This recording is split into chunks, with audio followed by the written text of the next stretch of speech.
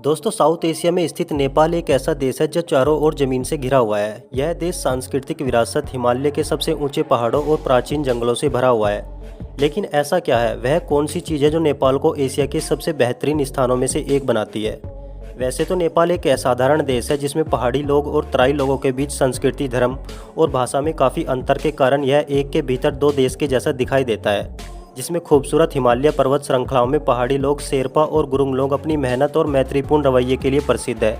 वैसे तो दोस्तों, बहुत से लोगों ने नेपाल देश के बारे में सुना होगा, लेकिन बहुत ही कम लोग इसके आश्चर्यजनक तथ्यों को जानते होंगे। नेपाल सिर्फ खूबसूरत नज़ारों के लिए ही नहीं, बल्कि व्यक्तिगत, सांस्कृतिक, पुरातात्विक और ऐतिहासिक तथ्यों के लिए भी यह काफ़ी अनोखा है। और विभिन्न स्रोतों से यह अपनी सांस्कृतिक, प्राकृतिक सुंदरता के लिए भी प्रसिद्ध है। दोस्तों, अगर नेपाल की सांस्कृतिक विविधता के बारे में बात की जाए तो नेपाल एक ऐसा देश है जहां पर बहुत से लोग अलग अलग मान्यताओं के साथ रहते हैं। नेपाल देश में 3 मुख्य जाति समूह हैं, जिसमें गुरुंग, मकर और थकाली शामिल है। नेपाल की वैसे तो राष्ट्रीय भाषा नेपाली है, जबकि विभिन्न क्षेत्रों में अलग अलग लहजे में बोली जाती है। नेपाल में कई तरह की धार्मिक मान्यताएँ भी है। और अगर धर्म की बात की जाए तो नेपाल में मुख्य धर्म हिंदू धर्म और बौद्ध धर्म है।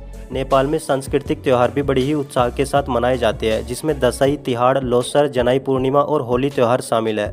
दोस्तों, अगर नेपाल की वास्तुकला विविधता पर ध्यान दिया जाए तो नेपाल अपने मंदिरों और मध्यकाल के महलों के लिए काफ़ी प्रसिद्ध है, जिसमें यहाँ पर पशुपतिनाथ और चंगू नारायण मंदिर सबसे ज़्यादा फेमस है, जिन्हें देखने के लिए हर साल बहुत से लोग यहाँ पर आते हैं। वहीं अगर दूसरे कुछ प्रसिद्ध मंदिरों के बारे में बात की जाए तो इसमें शंभुनाथ और बौद्धनाथ मंदिर शामिल है। और यहाँ के मध्यकालीन महल भी देखने लायक है, जो कि हिमालय की तलहटी में स्थित है, जिसमें लोकप्रिय महलों में नागरकोट, भक्तपुर और बादीपुर महल शामिल है। और यह सभी महल अपनी वास्तुकला की विशेषता के लिए काफ़ी प्रसिद्ध है। नेपाल देश हिमालय में स्थित है और भौगोलिक रूप से चारों ओर से भूमि से घिरा हुआ है, क्योंकि यह उत्तर में पीपुल्स रिपब्लिक ऑफ चाइना और दक्षिण में भारत जैसे एशियाई दिग्गजों की निकटता रखता है, जो कि दोनों ही हिमालय में स्थित है।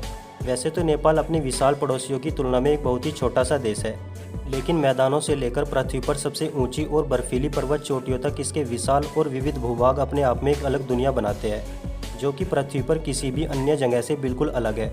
बता दें कि दुनिया की 10 सबसे ऊंची पर्वत चोटियों में से 8 पर्वत चोटी नेपाल में ही स्थित है, जिसमें दुनिया की सबसे ऊंची पर्वत चोटी माउंट एवरेस्ट भी यहाँ पर मौजूद है, जिसकी समुद्र तल से ऊंचाई 8,848 मीटर है।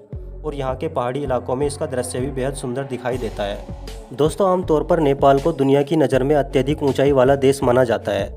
फिर भी बहुत ही कम लोग जानते हैं कि नेपाल अपनी अत्यधिक गहराई के लिए भी जाना जाता है।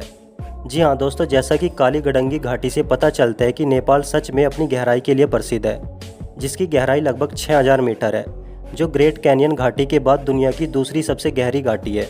बता दें कि इस महान घाटी में काली गडंगी नदी दुनिया के 2 सबसे ऊंचे पहाड़ों अन्नपूर्णा और धौलागिरी के बीच से होकर बहती है, जो समुद्र तल से 8,000 मीटर से भी अधिक ऊंचे है। दोस्तों, अधिकांश पश्चिमी लोग दुनिया के सबसे ऊंचे पर्वत को एवरेस्ट कहते हैं, जबकि यह इसका मूल नाम नहीं था, क्योंकि रॉयल जियोग्राफिकल समिति के द्वारा पर्वत की खोज के बाद सन 1865 में सन एंड्रयू वा के लिए यह अंग्रेजी नाम इस पर्वत को दिया गया था, और तब से यही नाम चलन में है।